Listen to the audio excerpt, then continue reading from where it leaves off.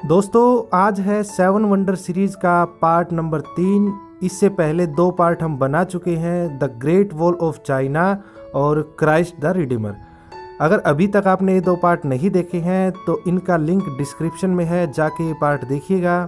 तो आज हम बात करने वाले हैं हमारे तीसरे अजूबे के बारे में, जिसका नाम है माचू पिच्चू।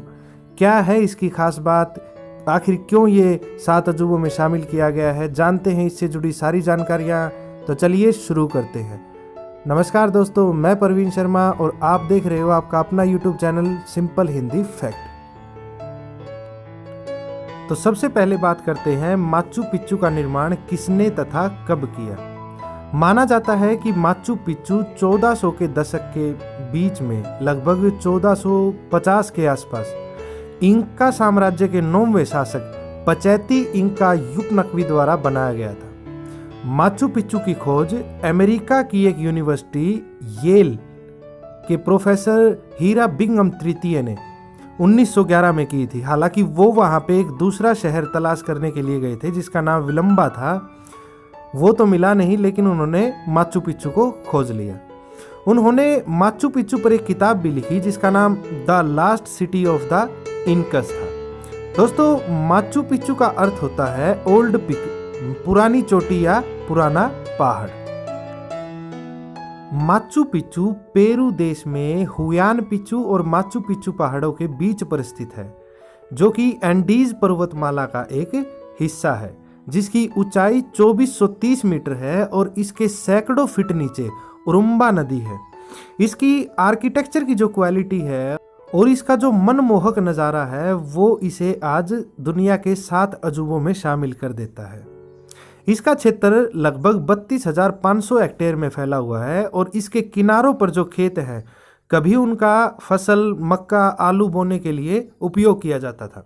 माचू पिच्चू को 1983 में यूनेस्को की विश्व विरासत में शामिल किया गया और 2007 में इसे दुनिया के 7 नए अजूबों में शामिल किया गया। तो अब बात करते हैं माचू पिच्चू से जुड़े 10 इंपॉर्टेंट फैक्ट के बारे में। फैक्ट नंबर 1, इंका साम्राज्य की जो सिविल इंजीनियरिंग थी वो कमाल की थी, क्योंकि उसमें जानवरों का, लोहे के औजारों का और पहियों का किसी भी प्रकार का इस्तेमाल नहीं किया जाता था। माचू पिच्चू की इमारत को बनाने में किसी भी प्रकार के मोर्टर का उपयोग नहीं किया गया था। मोर्टर का मतलब होता है, जैसे आज हम किसी भवन या इमारत का निर्माण करते हैं तो उसमें हम सीमेंट को यूज करते हैं। तो उस जमाने में सीमेंट की जगह पे ईंटों को या पत्थरों को आपस में चिपकाने के लिए जिस पदार्थ का यूज किया जाता था उसको मोर्टर कहा जाता है। तो जब माचू पिच्चू बनाया गया था तो उसमें किसी भी प्रकार के मोर्टर का उपयोग नहीं किया गया था। उन पत्थरों को इतनी बारीकी से काटा गया था और इतनी सटीकता से जचाया गया कि उनके बीच में क्रेडिट कार्ड भी नहीं फंस सकता। हालांकि पेरू एक भूकंपीय देश है और जब भी वहां भूकंप आता है तो इमारतों के पत्थर झटके के साथ उछलते हैं और फिर वापस अपनी जगह पे आके वहीं बैठ जाते हैं। फैक्ट नंबर 2, माचू पिच्चू को बनाने के लिए जिन पत्थरों का उपयोग किया गया था उनमें से कुछ पत्थरों का वजन तो 50 पाउंड से भी अधिक था, लेकिन यह माना जाता है कि इन पत्थरों को ऊपर पहाड़ तक ले जाने के लिए किसी भी प्रकार की पहिए गाड़ी का इस्तेमाल नहीं किया गया था, बल्कि सैकड़ों लोगों ने इन पत्थरों को धकेल के ऊपर पहाड़ पर चढ़ाया था। फैक्ट नंबर 3, माचू पिच्चू एक खगोलीय वेधशाला भी थी। इस पर रखा इतिहुआताना पत्थर आज भी 2 विषुओं को सटीक रूप से बताता है। विषुओं यानी इक्विनॉक्स, यानी वो दिन जब दिन और रात एकदम बराबर होते हैं, और ऐसा साल में 2 बार होता है। एक होता है 20 मार्च को और दूसरा आप मुझे कमेंट करके बताइएगा। तो साल में 2 बार सूरज बिना कोई छाया बनाए पत्थर पर सीधा बैठता है। फैक्ट नंबर 4, सुपरस्टार रजनीकांत की फिल्म रोबोट उन बॉलीवुड फिल्मों में से एक है जिसे माचू पिच्चू में शूटिंग करने की परमिशन दी गई थी। हालांकि शूटिंग के दौरान क्रेन से वहां एक हिस्से को नुकसान हो गया था, जिसकी वजह से वहां बहुत हंगामा हुआ था। फैक्ट नंबर 5, माचू पिच्चू 150 से अधिक इमारतों से मिलकर बना है, जिसमें घर, मंदिर और अभ्यारण्य शामिल हैं। हालांकि आर्कियोलॉजिस्ट अभी तक केवल 3 इसकी मुख्य संरचनाओं की पहचान कर पाए हैं, जिनमें एक है सूर्य का मंदिर, दूसरा है 3 खिड़कियों का कमरा और तीसरा है इतिहुआतना पत्थर। फैक्ट नंबर 6, माचू पिच्चू में एक सूर्य का मंदिर भी है, जो कि इंका की राजधानी कुंजको में पाए गए सूर्य के मंदिर के समान है। मंदिर के अंदर एक चट्टान है जो एक वेदी के रूप में कार्य करती है। जब जून संक्रांति के दौरान सूरज उगता है तो सीधा मंदिर की खिड़कियों में से चमकता है, जिससे यह खिड़की चट्टान और सूरज के बीच में एक सीधी रेखा बन जाती है।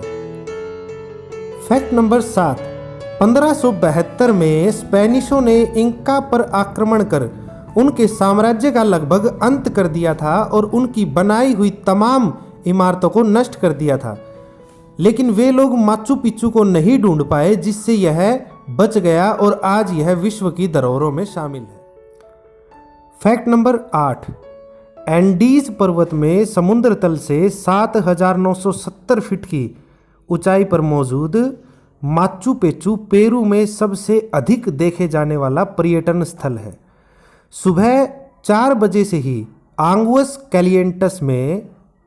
कैलिएंटस यहाँ से माचू पिच्चू के लिए बस जाती है, तो सुबह 4 बजे से पहले ही पर्यटकों की वहाँ लाइन लग जाती है, क्योंकि वहाँ एक दिन में केवल 400 लोगों को ही हुआन पिच्चू पर चढ़ने की अनुमति होती है। फैक्ट नंबर 9, इंका के लोगों ने जब माचू पिच्चू को बनाया था तो उसका कोई भी लिखित रिकॉर्ड नहीं रखा था और यह केवल 100 वर्षों के लिए ही आबाद था, जिसके बाद इसे छोड़ दिया गया था स्पेनिशों के आक्रमण करने से कुछ समय पहले। कुछ लोगों का मानना है कि वहां चेचक का प्रकोप बढ़ गया था, जिस कारण माचू पिच्चू को इंकाओं ने छोड़ दिया था। फैक्ट नंबर 10, पेरू का अमेरिका की यूनिवर्सिटी येल के साथ लंबे समय तक विवाद चलता रहा था, क्योंकि जब येल के प्रोफेसर हीरा बिंगम माचू पिच्चू पर शोध कर रहे थे तो वे लगभग 5000 से अधिक कलाकृतियां वहां ले गए थे। पेरू ने तर्क दिया कि उन्होंने कलाकृतियों को एक ऋण के रूप में दिया था, जबकि येल ने कहा कि वे कलाकृतियों के मालिक हैं। ये विवाद 2011 में समाप्त हो गया, जब यूनिवर्सिटी ने पेरू को सभी कलाकृतियां वापस देने के लिए अपनी सहमति जताई। आशा है दी गई जानकारी आपको अच्छी लगी होगी। अगर आपको जानकारी अच्छी लगी तो वीडियो को लाइक कीजिए और बने रहें हमारे साथ ऐसी ही रोचक जानकारियों के लिए। धन्यवाद।